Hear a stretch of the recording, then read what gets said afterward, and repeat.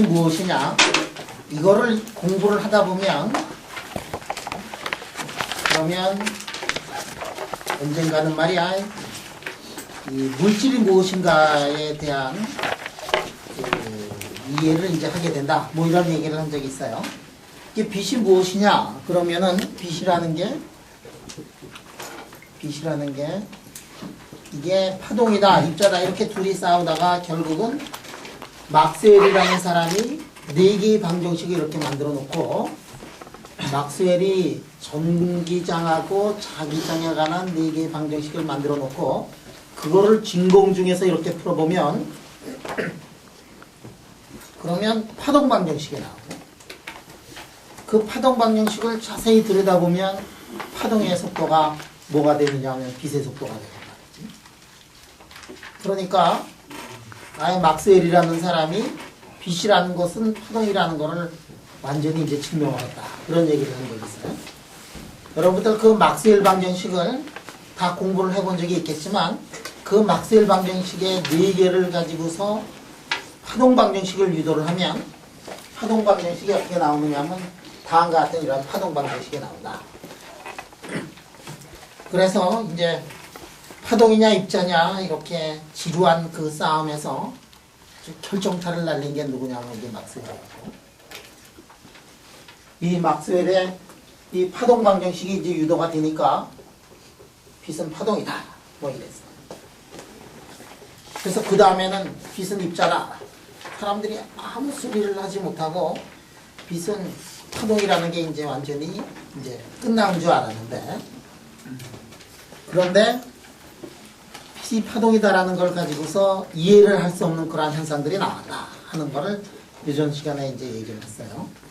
자, 이 빛이 파동이라는 것을 가지고서 우리가 막스웰 방정식을 가지고 풀어보면 빛의 정체를 알아낼 수가 있는데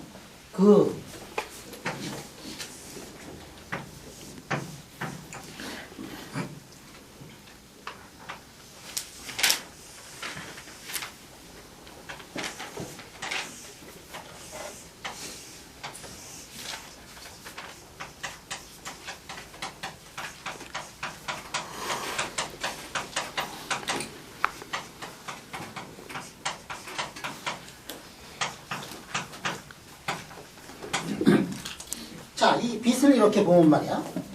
막스웰 방정식을 풀어본 그 빛을 보면은 이 빛이라는 게 이제 파동인데 빛이 어떠한 파동이냐?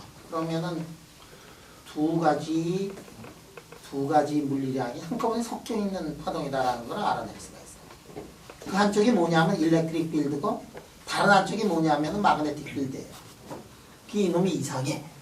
뭐냐면 소리다 그러면 물결파다 그러면 오르락 내리락 하는 놈이 한 놈밖에 없는데 이 놈을 풀어보면은 오르락 내리락 하는 놈이 2개가 있어요. 하나가 뭐냐면 일렉트릭 필드하고 마그네틱 필드가 2개가 섞여 있어요. 그리고 빛에 진행하는 이 방향을 보면 방향이 어느 방향이면 이쪽 방향인데 그 방향을 보면 이거 거꾸로 그렸네. 이게 E고 이게 B예요. E에서부터 B로 나사를 돌리면 말이지 그 가는 방향이 뭐냐면 빛의 진행 방향이 되더라. 그 다음에 이 마디마디가 어떻게 되어 있느냐 하면 마디마디가 이렇게 같더라.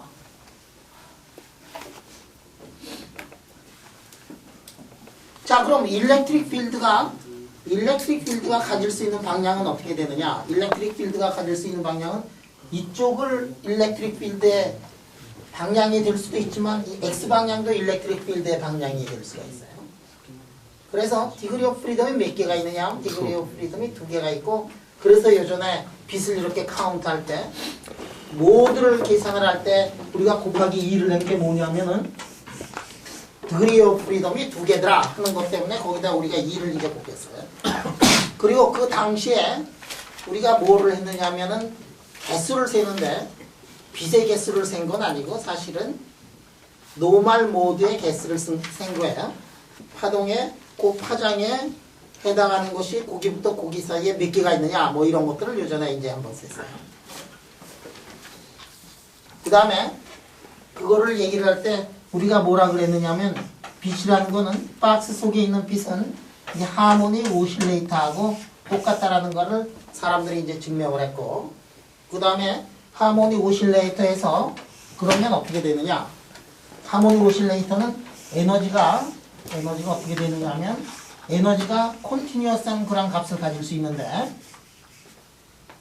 그런데 이 개념이 이제 잘 맞질 않고, 하모닉 오실레이터에 있는 빛은 온도가 올라가면 어떻게 되느냐 하면은 HNU라는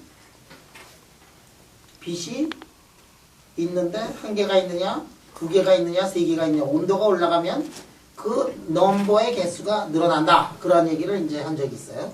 그런데 그런 것들을 말이지. 그런 것들을 풀어낸 플랑크조차도 잘 이해를 사실 못하고 있었고, 후세 사람들도 한참 후에나 그런 것들을 하나 둘씩 이해하게 되고, 그거를 정확하게 이해한 것이 뭐냐면 그 다음에 뭐 보즈-아인슈타인 통계라든지 그런 것들이 나오면서 그런 것들이 이제 해결됐다 하는 얘기를 했어요. 아직도 우리가 빛에 관한 본질을 잘 모르고 있다. 자, 아니, 요즘은 알고 있는데 그 당시 얘기하는 거예요. 그 당시가 뭐냐? 1900년도 이제 초야. 플랑크가 이렇게 뭐 이런 거 해놓고 그러고서도 이제 잘 모르고 있었어요. 플랑크가 뭐 이렇게 풀어놓고 그런 거를 이렇게 들여다보면서도 사람들은 어떻게 생각하느냐 하면 빛이라는 거는 파동이다라고 그렇게 생각을 했어요. 그럼 파동이면 어떻게 되느냐? 파동이면 이런 거니까 이런 것들이 이렇게 와가지고 여기다가 금속을 때리면 어떻게 되느냐? 금속을 때리면 어떻게 되냐? 우리가 무엇을 기대를 하느냐? 빛이 가가지고 금속을 때리는데 우리가 이제 거기서 어떤 현상을 기대를 하느냐? 그러면 빛이 이렇게 파동이 가요. 이렇게 파동이 가. 이게 뭐 긴 놈 있고 짧은 놈 있고 많이 있겠지, 그지? 그러면 여기가 때려가지고 요 놈부터 시작해가지고 여기까지 한참 긴 게 이렇게 들어가가지고 이제 이 안에다가 에너지를 전달을 할 거다. 응? 뭐 금속 한참 금속 속을 그냥 막 한참 긴 놈이 들어가가지고 그래서 이 안에서 뭐가 있느냐면 이게 이제 전자가 이렇게 튀어나올 거다. 그러니까 사람들이 파동이니까 어떻게 되느냐 하면은 이 놈이 쫙 들어가서 나오려면은 말이지 시간이 많이 걸려요. 그래서 어떻게 사람들이 생각을 했느냐 하면 시간이 많이 걸릴 거라. 근데 이상해. 그냥 순간적으로 그냥 튀어나온답니다.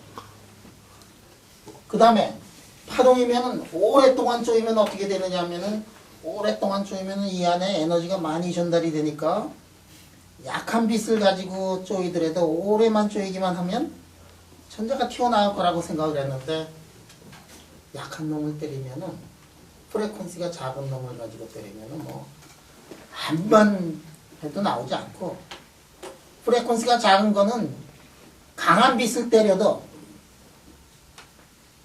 인텐시티가 큰 놈을 가지고 때려도 안 나오고 뭐 좀 이상한 것들이 이러한 현상들이 이제 나오기 시작하더라. 그래가지고 그런 것들이 왜 나오게 되느냐 하는 것들을 사람들이 이해를 하면서 해결한 것이 뭐냐면 이른바 이제 광전효과다 그런 거를 얘기를 했어요. 근데 요즘 시간에 이제 좀 빨리 나가느라고 광전효과를 열심히 이제 나가면서 이제 다시 한번 보자. 자.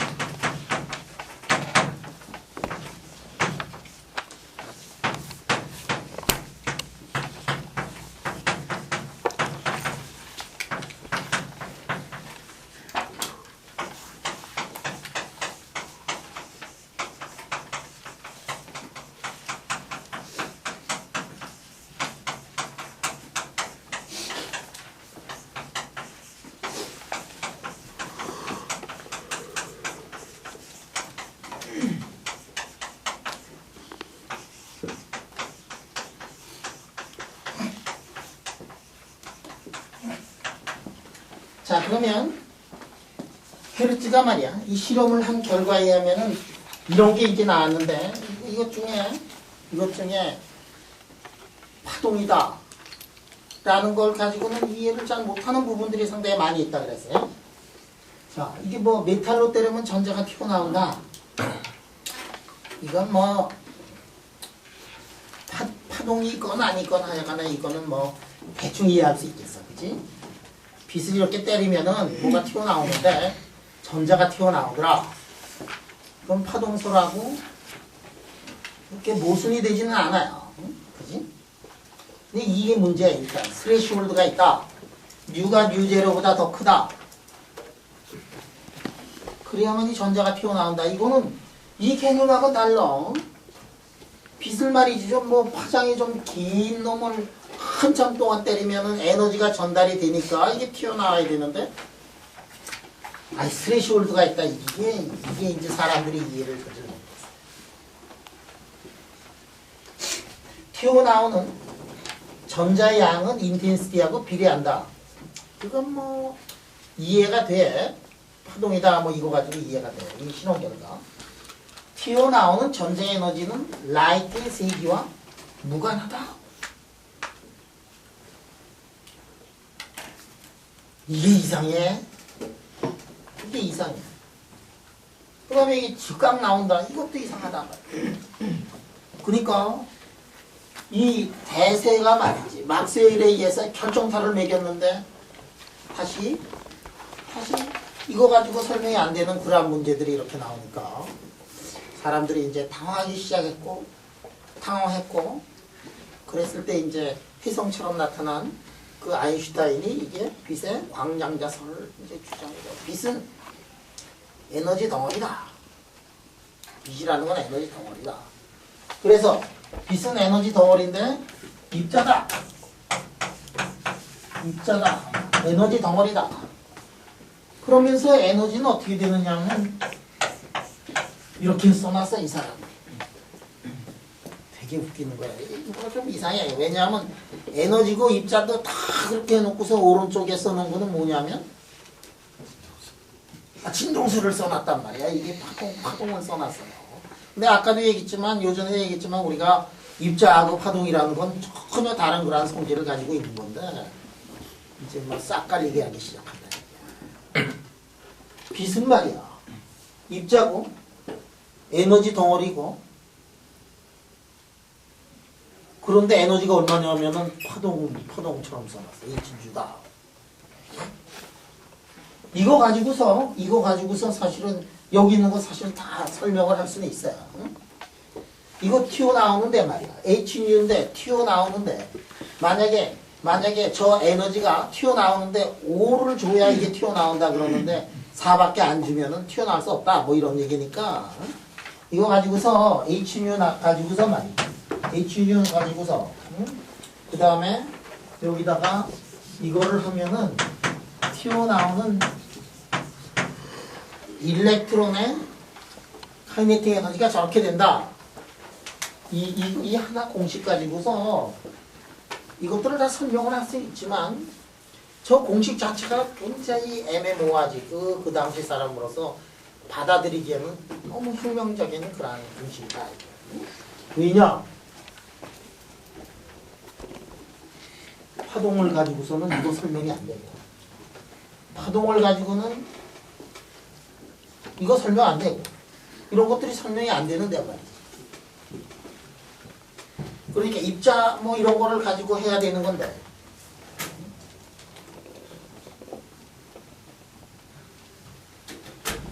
빨리 찍어라. 찍어.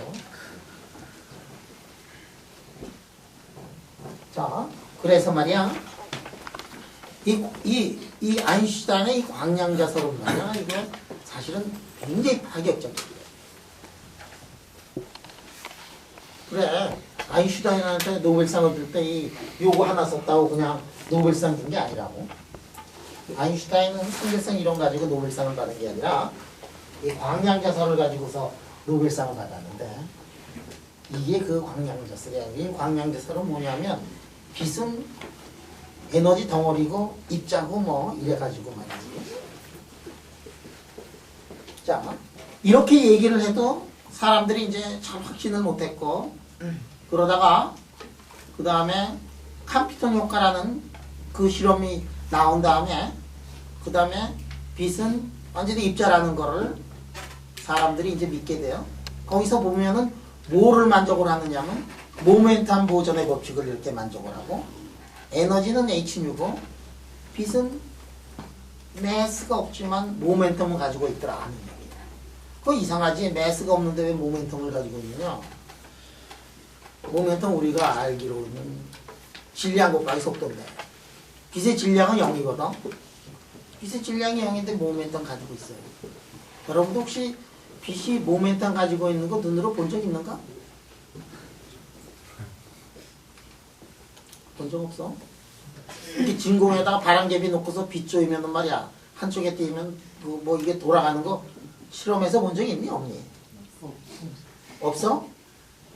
없어? 있어 없어? 응? 풀 때는 봤는데 뭐 풀 때? 일반물에서 문제 풀 때는 보고 그거 말고 이게 진짜 눈으로 본 적이 있느냐 이거지. 일반 물리 풀 때 문제로 그런 거 말고 진짜 이렇게 눈으로 본 적이 없어? 전자로는 봤는데 빛으로는 못 봤어? 아, 빛으로 못 봤다 그래도 말이야, 이거는 혹시 본 적 있냐? 여기 이렇게 놓고서 이게 태양이 있고 혜성이 있으면 말이야, 혜성의 꼬리는 이 바깥쪽으로 가는 거 본 적 있냐? 그거 왜 그래? 때려서 그렇지 저거. 맞아서 그렇지 저거. 모멘텀을 이렇게 때려가지고 모멘텀이 있어요. 빛이 매스는 없지만, 근데 그 매스는 없지만 모멘텀은 있는데 말이야. 그 모멘텀이 어떻게 되니? 에너지를 뭐로 나는 거지? C로 나는 거야. 에너지를 C로 나는 거야. 람다 아니야. 자, 그래서 요전 시간에 뭐까지 했느냐면은, 그래서 컴퓨터 효과까지 이렇게 우리가 얘기를 했어요. 야, 이게 빛이 말이야. 빛이 에너지 덩어리고 모멘텀을 가지고 있어가지고 에너지 보존한 보존의 법칙, 뭐 모멘텀 뭐 이래가지고 보존의 법칙을 해가지고 요전에 이렇게 보니까 우리 뭐가 나왔지? 델타 람다가 뭐 곱하기 1 마이너스 코사인 세타인가 뭐 이렇게 나왔는데, 그 뭐라는 거를 뭐라 그러느냐면 컴퓨터 웨이브랭스라 이런 것까지 요전에 유도를 했어요. 컴퓨터 그게 만약에 말이야, 만약에 빛이 모멘텀 보존의 법칙 이런 거 만족하지 않고 그냥 파동이다라고 생각을 해가지고 그 문제를 풀면, 그러면은 그 공식이 안 나와. 그래, 이렇게 얘기를 하다 보니까 우리가 이제 어느 거를 이제 점점 믿게 되느냐면 빛을 있잖아 뭐 이런 거 이제 슬슬 믿게 돼. 뭐 실험이 그렇게 나오니까. 그러니까 우리가 매크로스코픽한 그런 세계에서 보는 그러한 거하고 우주는 항상 똑같게 생기진 않았어요. 우리가 이렇게 보는 이러한 세상은 어디냐면은 뭐 대개 1m 사이즈, 그 다음에 속도는 1초에 뭐 한 1m 정도 가는 그러한 세계. 우리가 다루고 있는 세계는 초 단위의 세계고 길이는 한 미터 정도의 단위고, 뭐 그러한 세계에서 보는 이 세상하고 마이크로스코픽한 그러한 세계로 들어가는 그 세상이 항상 똑같지는 않아요. 우리가 보고 우리가 느끼고 진리라고 생각하는 거는 우리가 본 것만을 가지고서 진리라고 생각을 하는 건데, 우리가 안 본 세상도 그거하고 똑같을 거냐? 그러면은 그럴 수도 있고 안 그럴 수도 있다. 예를 들어가지고 사과를 이렇게 놓고서 말이야, 어렸을 때 그런 생각 많이 하지 않아? 이렇게 사과를 둘이 있을 때 둘로 쪼갠 다음에, 그래서 첫날은 사과 반쪽 먹고 말이지, 두 번째 딱 잘라서 또 반쪽 먹고, 그래서 며칠까지 먹을 수 있느냐 뭐.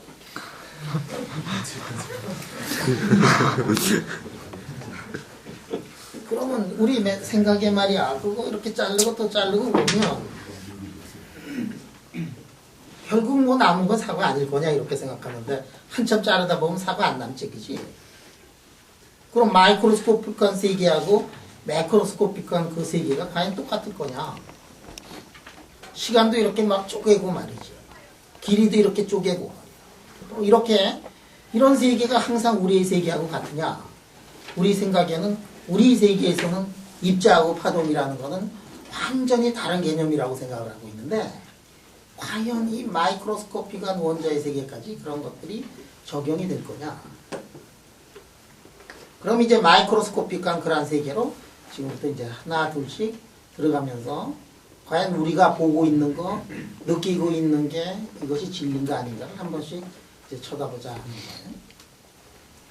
자, 그래서 우리가 여태까지 뭐를 했느냐면은 이 빛이라는 거는 우리가 생각하고 있는 그러한 것이 아니었고 빛이 입자적인 성격도 이제 있다.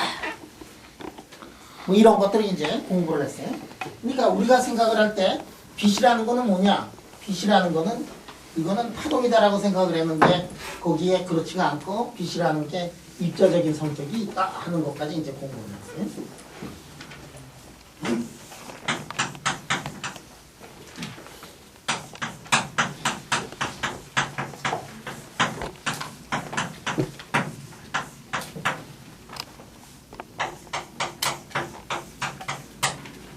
그런데 말이야.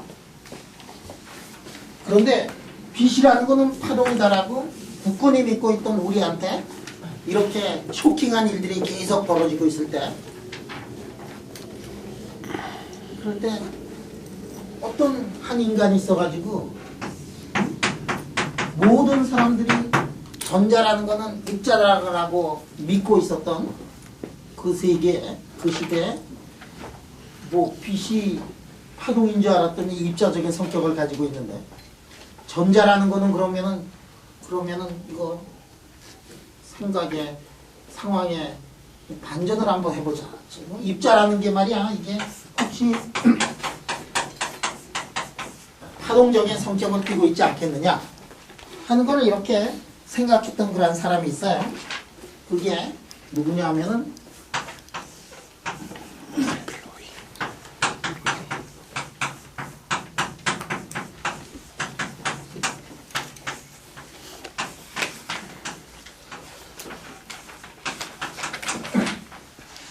드브로이라는 사람이 이제 그런 생각을 했어. 1923년이야. 몇 년 되지도 않아요, 이게. 1923년이면. 86. 드브로이가 말이야. 드브로이가. 아, 이 사람이 그때 뭐냐면은 이게 이 학생이었어, 사실. 혹시 학부생?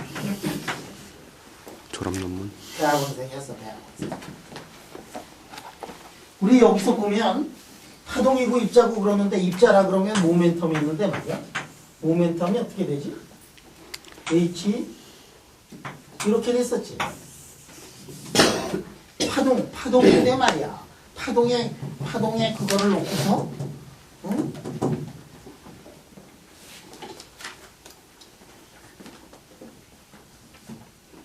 파동이라 그랬으니까 파동에 람다를 놓고서 입자의 모멘텀을 이렇게 썼는데 이 사람 저거를 거꾸로 썼어. 이 사람 그때 입자니까 뭐를 알고 있지? 여기는 파동이니까 람다를 알고 있고 입자니까 모멘텀을 알고 있을 거 아니야.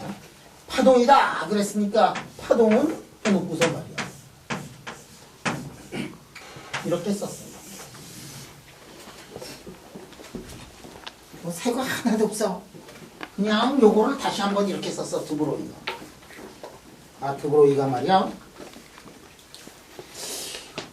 이 드브로이가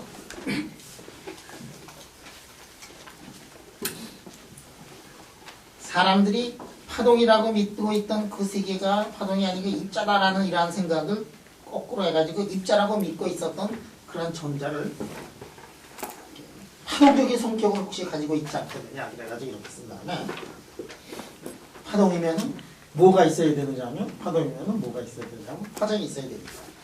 파장은 이렇게 있다.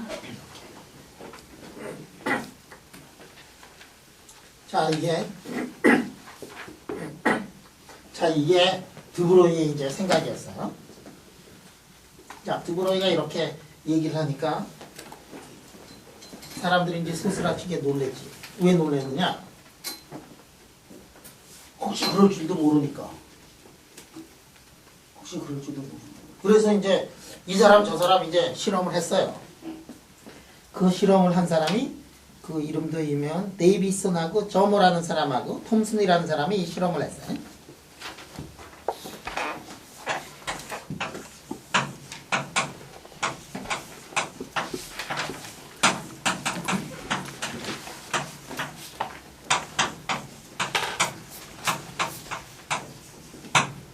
특히 톰슨의 논문을 보면 논문이 나도 이게 옛날 논문인데 논문이 한 요렇게 돼 있어요. 이렇게 한 페이지에 한 요 정도 써놓고 뭐 희미한 요런 일렉트론 디프렉션 패턴이 이렇게 들어가 있는 거 요거 하나 딱 놓고서 찍으니까 패턴 나왔다. 뭐 주제가 이거야. 밑줄 뒤지도 않아요. 이거 딱 해가지고 노벨상 일렉트론의 디프렉션을 이렇게 봐가지고 톰슨이 말이야. 응? 일렉트론 디프렉션을 이렇게 딱 찍어가지고 일렉트론이 디프렉션이 됐다. 이거 진짜 신기한 거지. 뭐냐면 디프렉션이라는 거는 뭐예요? 디프렉션이라는 건 회전이라는 거는 파동에서만 나오는 성질이야. 자, 데이비슨 앤드 저머의 그 공식 유도를 해줄까? 그냥 넘어갈까? 여러분들 이거 뭐지? 그 무슨 이거 고등학교 때 배웠던 기름막에서의 위를 때리는 놈하고 밑에 놈 때리는 거하고 두 개의 인터피어런스 패턴이 나온다. 그래가지고 그때 배우던 거 있지. 2D에 사인 세타는 n 람다다. n 플러스 1에 2분의 1의 람다다. 그러면 이게 오감 간섭이고 이게 소멸 간섭이다. 이거 옛날에 유도를 한 적이 있잖아. 그 공식하고 똑같은 건데 유도하자.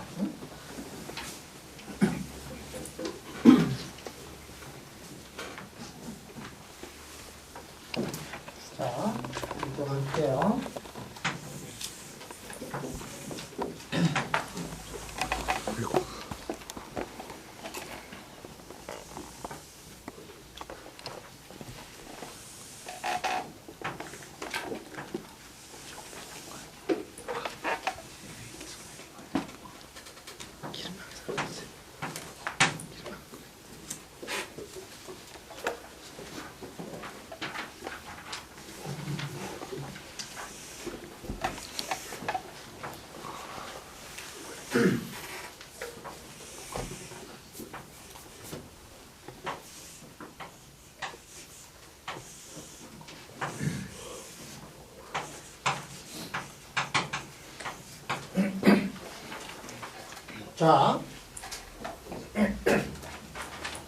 자, 이 데이비슨 저머는 어떻게 했느냐면 여기서 지금 일렉트론을 이렇게 이제 보냈어요.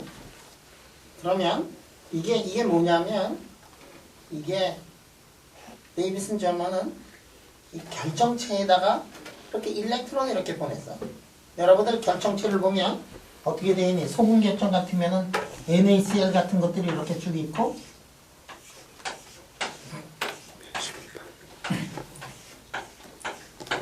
여기가 NA고 여기가 CL이고 여기가 NA고 CL이고 이런 면이 있어요. 그 다음에 또 면이 있고 이렇게 면이 있는 거 알죠? 그지? 자, 이렇게 면이 있는 게 지금 이쪽 한 면이에요. 그 다음에 그 두 번째 다음 면이 여기 또 있고 또 이런 면이 있단 말이에요. 그래서 일렉트론이 어떻게 되느냐 하면 이렇게 와가지고 첫 번째 면을 때려가지고 리플렉션이 되는 놈이고 그 다음에 이렇게 요 안에까지 들어와가지고 이렇게 이 반사하는 그런 일렉트론이 있을 거다.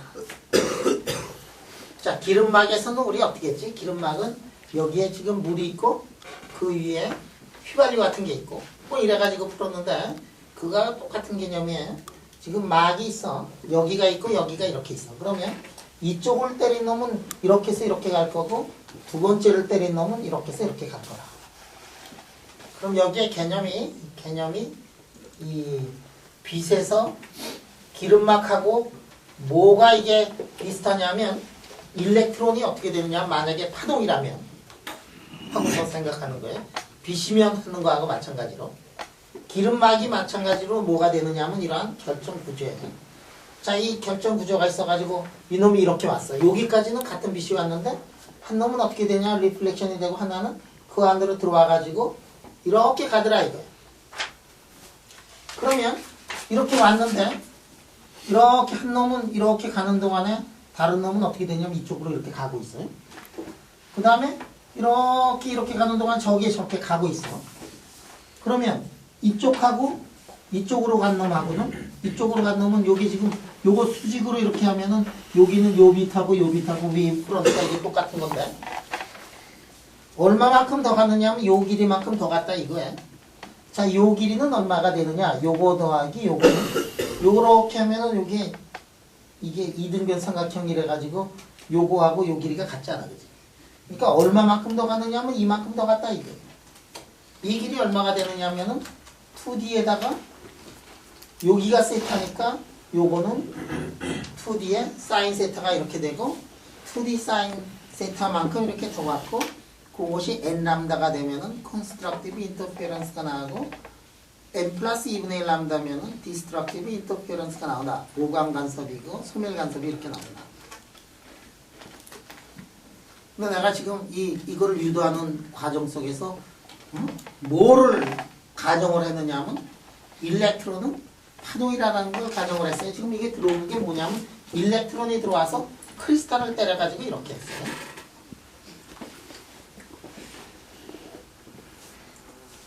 그랬더니 2D의 사인 세타가 만약에 n 플러스 2분의 1이냐 n 람다냐에 따라 가지고 저쪽에서 나오고 있는 일렉트론의 개수가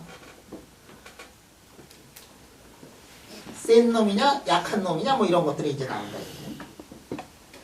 자, 이 데이비슨 점화가 이 실험을 하고 톰슨이 이 실험을 했을 때 사람들이 이제 소스라치게 놀래요.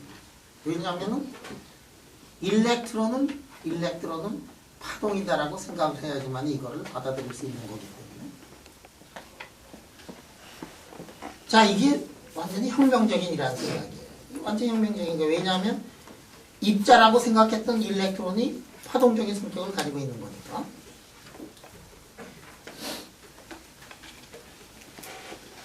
현대물리에서 다 배웠지, 그지?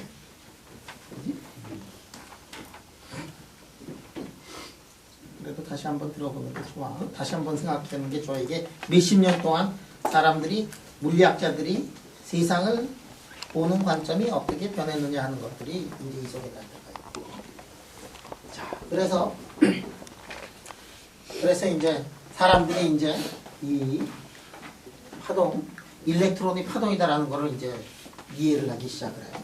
근데 그 당시 이제 어떤 사람이 있었느냐면 이거를 보고서 진짜 놀란 사람이 누구냐면 슈레딩거 같은 사람들이, 그 다음에 하이젠버그 같은 사람들이, 슈레딩거가 이 소식을 듣고서 그 다음에 이 강연을 다녔어요. 강연. 그래서 일렉트론이 진짜 파동이다 라는 거를 강연을 이렇게 했어요. 근데 그 당시에 말이야. 그 당시에 관중에서 누가 하나가 손을 딱 들고 이제 슈레딩거한테 질문을 하나 했어요. 무슨 질문을 했을까? 여러분 같았으면 무슨 질문을 했겠는가?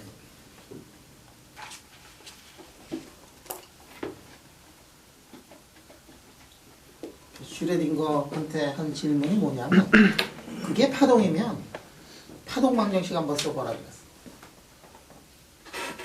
아까 여기에 썼던 빛의 파동 방정식 나왔잖아. 그럼 파동 방정식 한번 써봐라. 소리면 소리의 파동 방정식이 있고 물이면 물의 파동 방정식이 있는데 그러면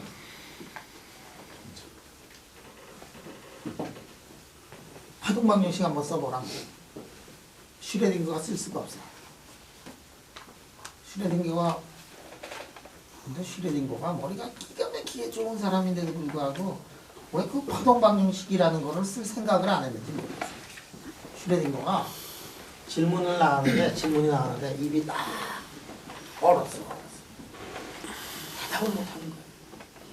그래가지고 고향으로 돌아와가지고 그날부터 이제 문 닫아버려서 이제 파동 방정식을 공부하려고.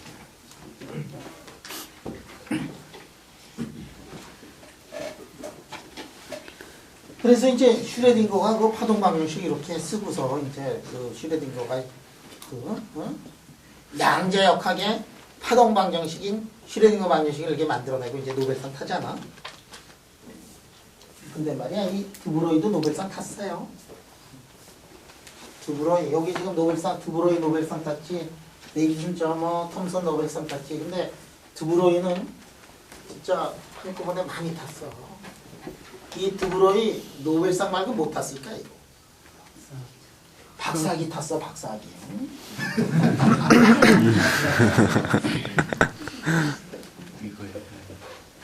야, 이 박사기 됐지 드브로이 교수 됐지 노벨상 탔지. 보답 없이. 아, 이거 뭐 하나하고서 말이지. 그것도 뭐 어려운 것도 아닌데 말이야. 이거 요거 다시 쓴 건데 그지?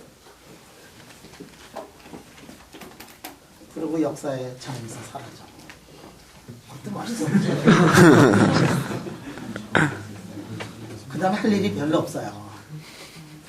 나는 말이야 사람들이 아직도 이상하게 생각하는 게 왜 드브로이가 파동방정식 만들어내지 못했는가. 그거 굉장히 이상하게 생각해요. 아니 누구든지 그렇죠. 누구든지 이게 파동이다 그러면은 그 파동이 만족하고 있는 방정식 한번 만들어내고 싶을 거 아니야. 응? 네, 드브로이는 여기서 다 끝났어요. 박사학위도 아주 짧고 학위 논문도 짧아요. 짧은 거 하나 해가지고 뭐냐 일석이조 일석삼조 내리지 한 번 돌 던져가지고 세 개를 아주 그것도 큼직큼직한 거 딱 딴 다음에 말이야. 그 다음에 이제 역사의 장에서 이제 사라져요. 그 다음에 혜성처럼 나타난 게 뭐냐면 슈레딩거야. 드브로이가 몰라 뭐 산수가 약해서 못했는지 모르지만 하여간에 파동 방정식을 만들어내질 않았어요. 그 다음에 이제 슈레딩거가 이제 파동 방정식을 만들어내요. 자, 우리 슈레딩거의 파동 방정식을 만들어내기 전에 이제 뭐 좀 더 해야 될 것들이 있으니까 슈레딩거의 파동 방정식 전에 몇 가지 일들을 한번 얘기를 해볼게요. 자, 데이비슨 저마가 이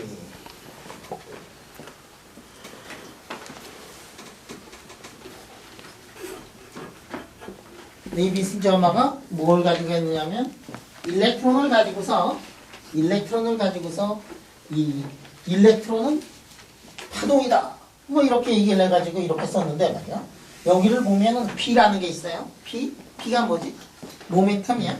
모멘텀 우리가 다시 써보면은 모멘텀은 뭐냐면은 이런 식으로 쓸 수 있는 게 모멘텀이야. H를 MV로 나눈 게 모멘텀이다.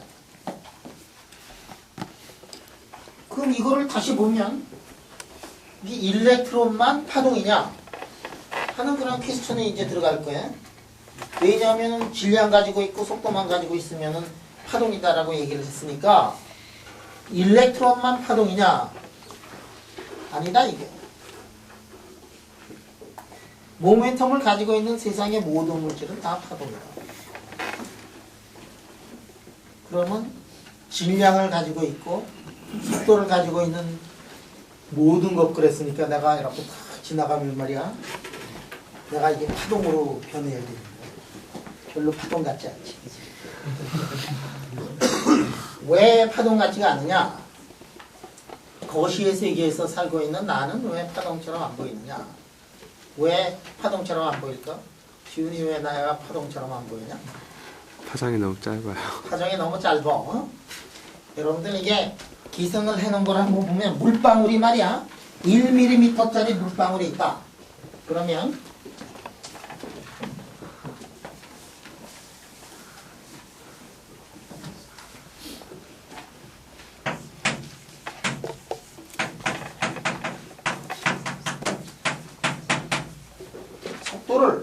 물방울의 속도를 이렇게 놓고서 람다를 이렇게 구해보면 얼마가 되느냐 하면 0.0126 곱하기 11 마이너스 19승 이거 앵스트롬으로 따지면은 10에 마이너스 9승, 10승, 11승.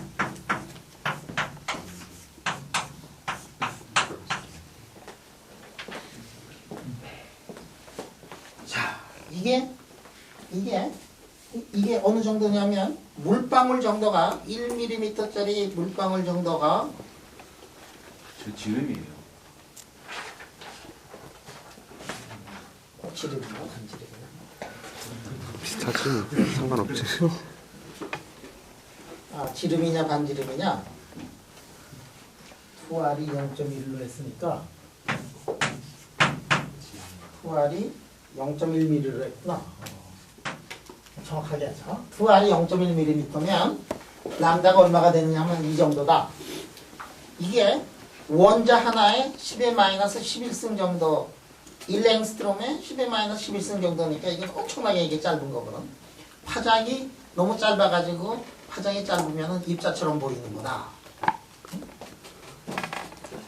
자, 그래가지고 매크로스코픽한 그러한 세계에서 있는 것들은 파동처럼 보이지 않는 가장 큰 이유가 뭐냐면 파장이 너무 짧아서 그렇다.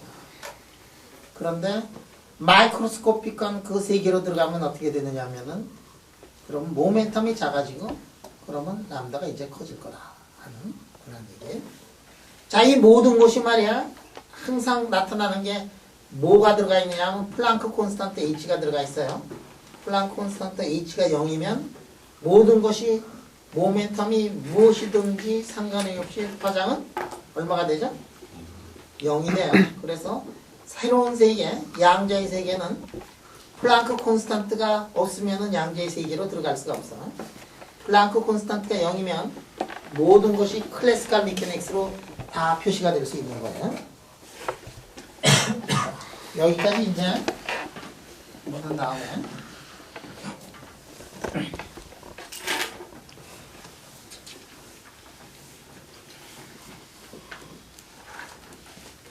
자, 양자역학으로 이제 직접 들어가기 전에 그 사이에 어떤 일들이 벌어졌는가를 다시 한번 보자. 자, 여기에 우리가 드브로이가 있었고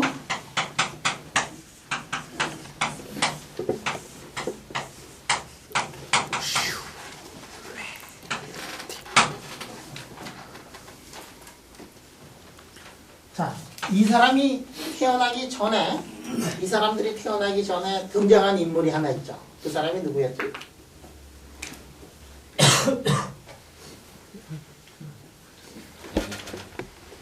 양자역학에서 크나큰 공을 세운 사람이 한 사람 있어요. 볼은? 응? 누구? 슈레딩거 다음인데. 다음에. 하이젠버그? 슈레딩거보다 어려. 슈레딩거 말고 드브로이 말고 보어. 닐 보어라는 사람이 있지, 그치? 닐 보어라는 사람. 보아.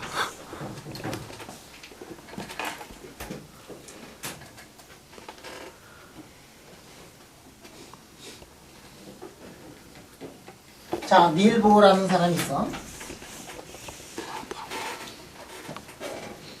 그 다음에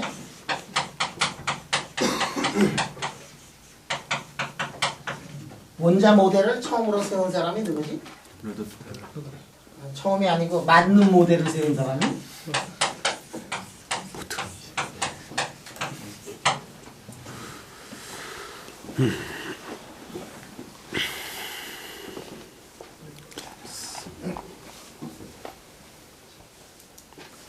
자, 원자 모델을 이 러더포드가 어떻게 해서 이 원자 모델을 만들게 되느냐 하는 거를 이제 한번 역사적인 거를 한번 짚어보고 넘어가자.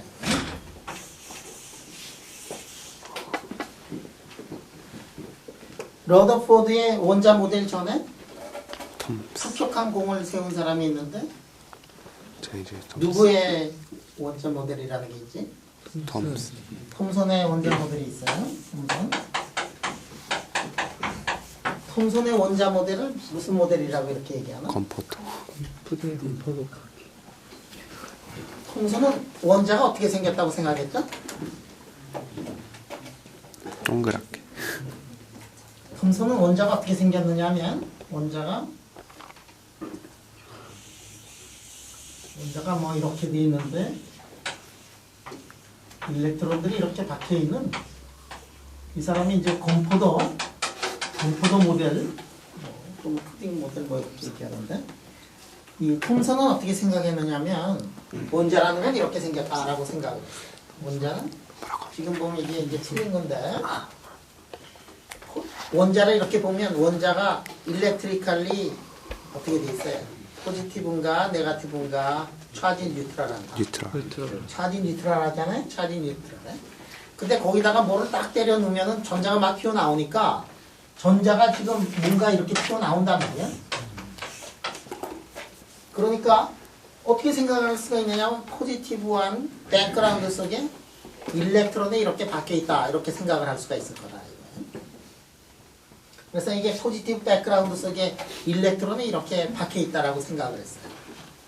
그래서 일렉트론은 어떻게 생겼느냐 하면 건포도 같다 그래서 이게 과자의 건포도 하나둘이 이렇게 박혀 있는 거하고 마찬가지로 일렉트론이 이렇게 박혀 있다. 이게 톰슨의 모델이었는데 이거를 깬 사람이 누구냐 하면 러더포드라는 사람이 이거를 이제 깼어요. 러더포드가 어떤 실험을 했죠? 스캐터링. 뭘 놓고서 했지? 금을 한 개를 이렇게 놓고 했나? 금박을. 박. 여러분들 금박 이렇게 얇게 만들 수 있어. 금박 어느 정도로 얇게 만드는지 요즘에 얘기했잖아. 이렇게 뽑으면은 이렇게 뽑으면은 맨 마지막에 원자 이거 이럴 때까지 이게 이렇게 잡아다니면 진짜 이거 지금 금박 같은 거 금박 이렇게 놓고서 이렇게 때리고 또 접고 때리고 쫓고 때리고 이렇게 하면은 무지무지하게 얇게 이렇게 만들어낼 수 있어요. 뭐 하여간 얇게 만들어낼 수 있어요. 그래서 이렇게 금박을 만들어 놓으면 금박이 어느 정도로 얇게 만들어 놓느냐면은 종인데 말이지. 이렇게 원자가 이렇게 종이가 있으면은 이렇게 거의 한 개 정도만 이렇게 두께가 한 개 정도 있을 정도로 이렇게 할 수가 있어요. 그렇게 못하면 이 실험 못해. 이게 뭐 한 1000개 정도 놓고서 이렇게 실험을 하면 이 실험 잘 못해요. 근데 이렇게 놓고서 말이야 이게 일렉트론을 이렇게 때리니까 어떤 일이 벌어졌느냐 하면 일렉트론을 이렇게 때리니까 금박이 아니고 말이야 철판 가지고 이거 실험하면 안 돼. 이거 금박 가지고만 돼. 이렇게 해가지고 하니까 이 모델에 의하면 어떻게 되어 있느냐 하면 이 모델에 의하면 대부분 다 이렇게 통과하고 요 앵글이 굉장히 작아야 돼. 왜냐하면 이 밖에서 이거를 보면 포지티브 백그라운드 안에 일렉트론이 들어가 있기 때문에 이 밖에서 보면 거의 차진 뉴트럴하고 차진 뉴트럴이라는 것에 지금 알파 입자를 때리면 차진 뉴트럴이라는 것에 알파 입자를 때리면 어떻게 되느냐 하면은 힘을 쿨롱 포스를 거의 못 받으니까 이렇게 되더라 하는 얘기예요. 그런데 어떻게 되느냐 하면 이렇게 해보니까 이런 것들이 이제 나오기 시작을 했잖아. 이런 것들도 나와요. 이쪽으로 가는 게 별로 없고 이거는 이 힘은 말이야. 이 힘은 무지무지한 힘이에요.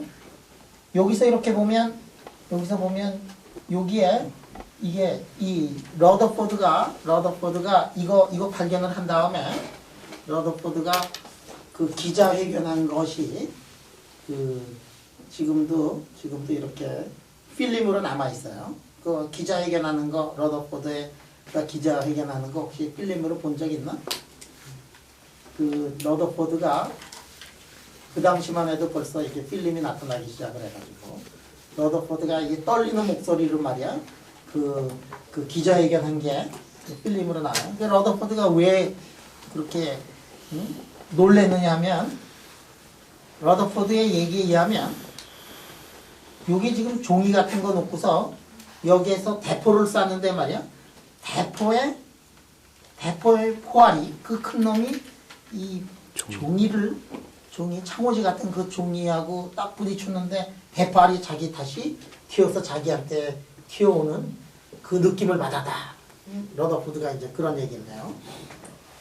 그 왜 그러냐? 그 얘기는 뭐냐면 여기 창호지라는 거는 뭐냐면은 힘도 하나도 없고 그런 건데 여기 이렇게 부딪혀가지고 다시 온다는 얘기는 뭐냐면은 폭탄이 그 빠른 그 무거운 폭탄이 가다가 되돌아온다는 얘기는 여기에서 그 반발력이 엄청난 큼이 존재해가지고 그놈이 이쪽으로 그런 힘을 준다 하는 얘기예요. 그 얘기는 뭐냐면 포지티브 차지가 이쪽으로 가가지고 어떤 일이 벌어지냐면 핵 근처까지 이렇게 가서 포지티브 차지가 이렇게 가가지고 쿨롱 인터랙션이 여러분들 이렇게 돼 있잖아. 그래가지고 여기 지금 일렉트론 클라우드가 있는데 일렉트론이 클라우드가 있는데 이거 완전히 어떤 상태냐면 진공인 상태 일렉트론이라는 거는 그 다음에 이게 이렇게 가가지고 여기까지 이제 접근을 해가지고 R이 거의 제로에 가까울 정도로 이게 이제 1앙스트롬이라 그러면 10의 마이너스 5승의 앵스트롬이 되니까 이게 R 자승분의 1로 하면 얼마가 되지? 10의 한 10승배가 늘어나는 거예요. 그래서 거의 10의 10승배 늘어난 그러한 힘을 받아가지고 뒤돌아오는 거를 이거를 이 사람이 이렇게 보고서 그 위대하다고 생각했던 톰슨의 모델에 틀리고 그 다음에 일렉트론은 어떻게 형성이 되어 있느냐면 플러스 차지를 가진 놈은 가운데 있고 그 둘레를 거의 엠프티한 공간에 일렉트론이 이렇게 있다 라고 이렇게 생각을 해가지고 자기의 러더포드의 모델을 이렇게 발표를 하게 돼요. 그래서 일렉트론이 어떻게 생겼는가 하는 것들이 이제 여기서 나오게 된다.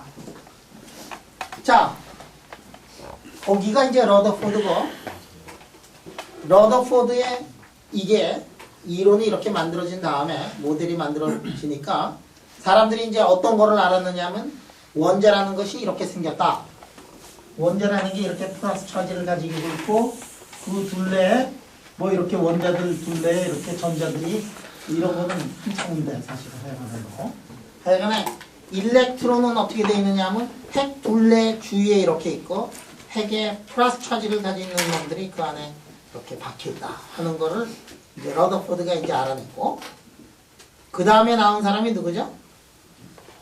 그 다음에 나온 사람이 이 보호. 보호의 가설이 어떤 거죠? 궤도가 양자야. 보호가 두 가지 이제 가설을 이제 보호가 두 가지 가설을 이렇게 만들어낸다.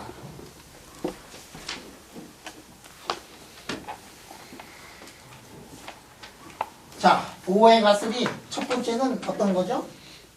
양자 가설.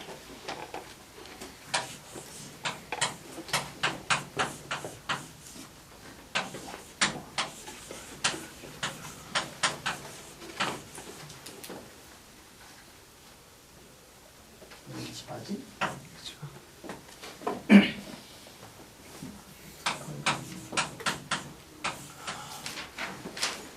자, 보호라는 사람이 어떻게 생각을 하느냐면 이 보호 전에 여러분은 다 알지만 고등학교 때 다 배웠지만 뭐 라이만 계열이라든지 발모 계열이 빛이 나오는 게 수소에서만 나오는 그런 파장에 빛이 이렇게 나오는데 그거를 이제 설명하기 위해 가지고 저기에 러더포드의 모델하고 보호의 러더포드의 모델하고 나오는 빛을 파장을 설명하기 위해 가지고 보호가 이런 이제 가정을 이제 하게 된다 이게.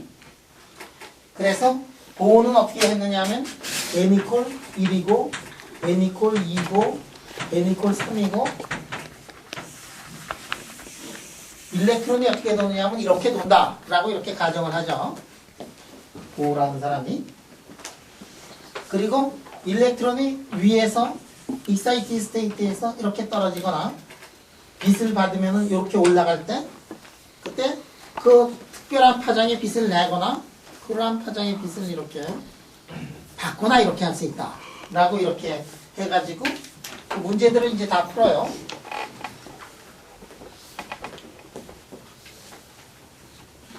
자, 이거 옛날에 다 배운 거니까 여기에 요 요게 이게 여기에 R, 요거 R1, R2, R3 이런 거 계산할 수 있지. 지금 노트에다가 말이야. 노트에다가 O의 가설을 이용을 해가지고 여기에 R의 N 하고 V의 N하고 E의 N을 빨리 한번 계산을 해보고 누구 하나 나와서 뒷사람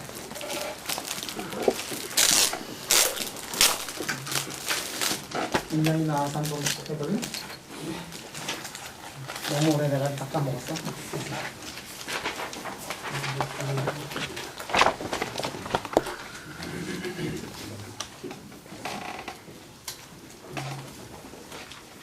좀 찍어주세요.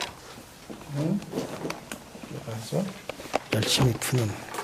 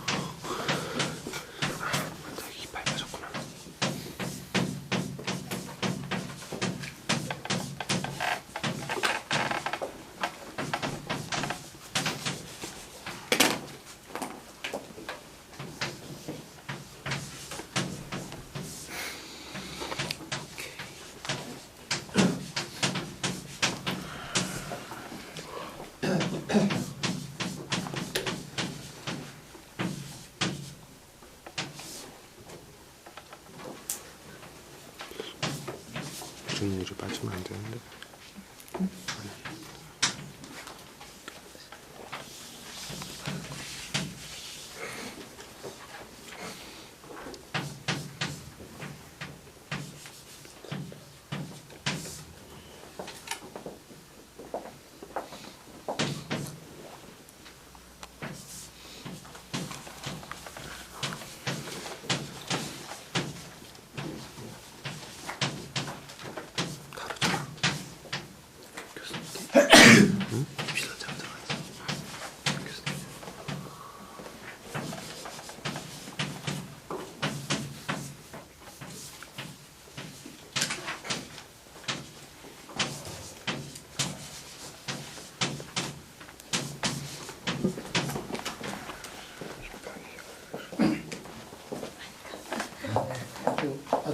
아주 잘한 것 같은데, 그지? 네. 오케이.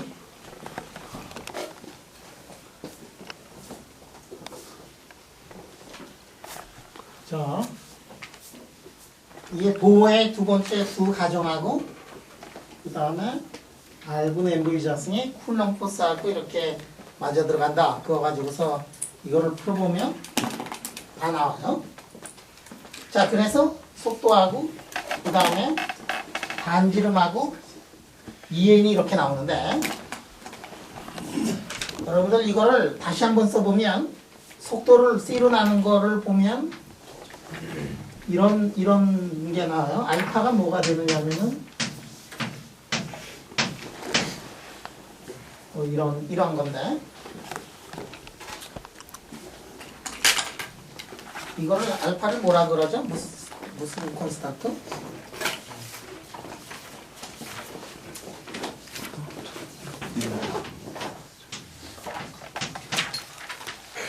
엘리어스터 파이. 자, 이거를 보면 속도를 어떻게 보면 속도는 이게 G는 이제 차지 넘버인데 차지 넘버 1이고 N은 뭐냐면 N이 뭐죠? 컴퓨터 넘버지 첫 번째냐 두 번째냐 뭐 이게 밖으로 나갈수록 이제 속도가 줄어드는 거죠. 하여간에 이 속도가 무엇에 비례하느냐 하면 알파라는 콘스탄트에 비례해. 알파의 값이 얼마가 되죠? 137분의 1이야. 알파가 뭐냐면은 HC분의 2자승이고 137분의 1이야.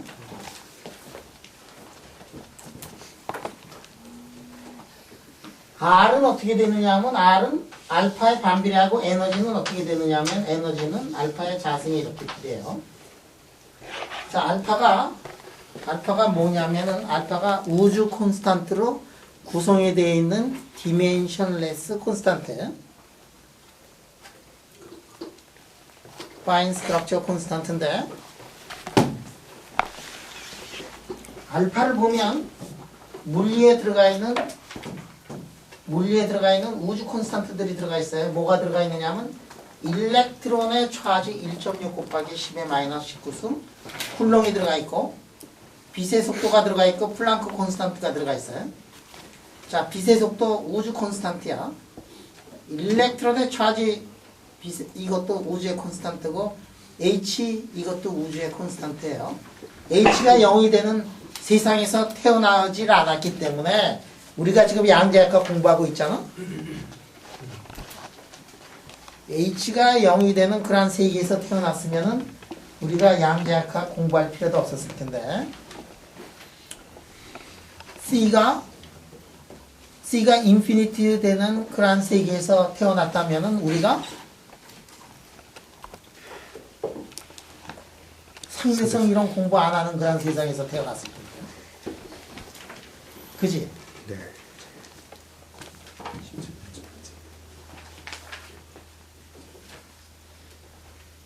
빛의 속도가 인피니티가 되는 그런 세상에서 태어났으면은 이런 전기불이 없는 그런 세상에서 원시 시대에 우리가 태어났었어요. 그런 시대에 살고 있을 거예요. 그거 알죠? 빛의 속도가 무한대가 됐으면 발전기 못 돌리는 거 알지? 빛의 속도가 무한대가 되는 그러한 세계에서 태어났으면은 자석이라는 게 세상에 존재하지 않았을 거고 나침반이 존재하지 않았을 거예요.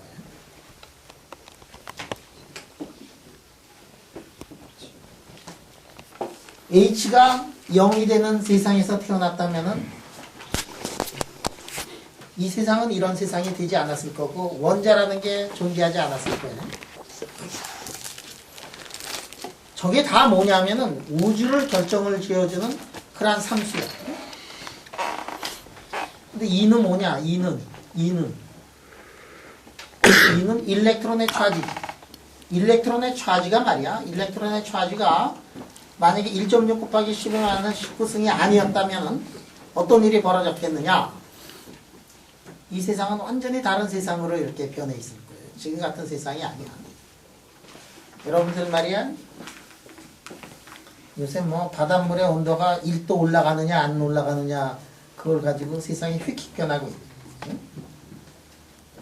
바닷물의 온도가 1도 올라가느냐 안 올라가느냐에 따라 가지고 비 잘 오던 데가 사막으로 변하고 뭐 그 조그만 퍼터베이션이 이 세상을 이렇게 변화시키는데 만약에 일렉트론의 차지가 조금이라도 변하는 다른 세상에서 이 세상이 만들어졌다 그러면은 우리는 지금 이런 세상에서 살고 있지 않을 거예요. 여기에 들어가 있는 상수들은 다 무슨 상수냐면은 우주 상수예요. 저 우주 상수가 왜 저러한 값을 갖느냐 하는 거는 아무도 몰라요. 신이 우주를 만들 때, 이 세상을 만들 때 초이스가 굉장히 많았는데 그 신이 이 H를 0으로 만들 수도 있었고 C를 무한대로 만들 수 있었고 일렉트론의 차지를 1.6 곱하기 10에 많은 19승이 아닌 그러한 세상으로 만들 수 있었고 그랬는데 무슨 이유인지 모르지만 이런 세상을 만들었어요. 수학하고 물리의 차이가 어디서 나오냐면 여기서 나오는 것 같아요. 수학은 그런 콘스탄트에 관계없이 그 하나가 완벽하게 세상이 구성이 되어 있는데 물리는 그렇지 않아요. 물리는 항상 실험을 해본 다음에 실험하고 맞지 않는 이론은 다 쓰레기통으로 버려 우리가. 암만 이론이 아름답고 뭐 그러더라도 세상이 그렇게 만들어져 있지 않으면 우리는 다 쓰레기통에 버려요. 물리학은 무슨 학문이냐면 물리학은 경험 학문이에요. 신은 세상을 만들 때 초이스가 엄청나게 많았는데 그 중에서 하나의 완벽한지 아닌지 모르지만 현재까지 이렇게 보기에는 완벽에 가까운 그러한 우주를 만들었는데 그 우주 속에서는 셀프 콘시스턴트예요. 그 안에서 모순이 없는 이러한 세상을 만들었어요. 저 콘스탄트 137분의 1인 이 세상은 저 콘스탄트가 150분의 1인 세상하고 완전히 다른 세상이 될 거고 저 일렉트릭 차지나 빛의 콘스탄트나 속도나 H바 같은 것들을 초이스가 굉장히 많았는데 저 H바를 더 크게 만들 수 있었으면은 아마 굉장히 크게 만들었으면은 그러면 내가 여기 움직이는데 웨이브 형태로 움직일 수도 있어요. 근데 저걸로 만들었어요. 세상을 만드는데 초이스가 그렇게 많이 있었는데 그 초이스 중에 하나의 초이스로 만들었고 그 선택을 한 우주 속에서 우리는 이렇게 살고 있는데 이렇게 한 번 만들어진 이 우주는 이제 신도 바꿀 수 없고 고칠 수 없는 그 우주 속에 우리가 살고 있어요. 그러면 이 경험의 학문 이렇게 만들어진 세계에서 살고 있는 우리는 어떻게 해야 되느냐? 이제 이거를 이제 이해를 해야 되겠다. 그래서 이제 하나 둘씩 이제 해보자는 건데 이제 점점 수학이 많이 들어가기 시작해요. 이제 한 달 정도 지나고 2달 지나고 이제 2학기가 되면은 더 수학이 많아지고 여러분들은 결국 물리학을 하는 한에 있어서는 양계역학을 죽을 때까지 안 할 수가 없을 거고 물리학을 안 하고 있는 저 화학이라든지 재료공학이라든지 전자공학에 있는 사람들도 결국은 양계역학의 법칙 속에서 양계역학의 법칙을 가지고서 자연을 기술할 수밖에 없어요. 양자역학 제대로 모르고 뭐 전자공학 한다 그러면 다 그거 거짓말이죠. 조금만 더 알면은 전자공학에서 대가가 되고 화학에서 대가가 될 수가 있는데 그거를 공부를 안 해가지고 말이지 양자역학을 공부를 안 해가지고 그게 조금 딸려서 과학이 다 딸리고 뭐 그러는 거예요. 양자역학 굉장히 중요한 건데 여러분들 집에서도 가서 이 책 저 책 많이 읽어보고 고민 많이 해보고 지금 뭐 다 배워가지고 다 안다고 생각할지 모르는데 사실은 그렇지 않아요. 일생 동안 여러분들이 양자역학을 공부해야 되고 일생 공부해도 끝까지 이해 못하는 게 이 양자역학. 자 그러면 내일 몇 시지? 7시? 7시에 저 옆방에서 보고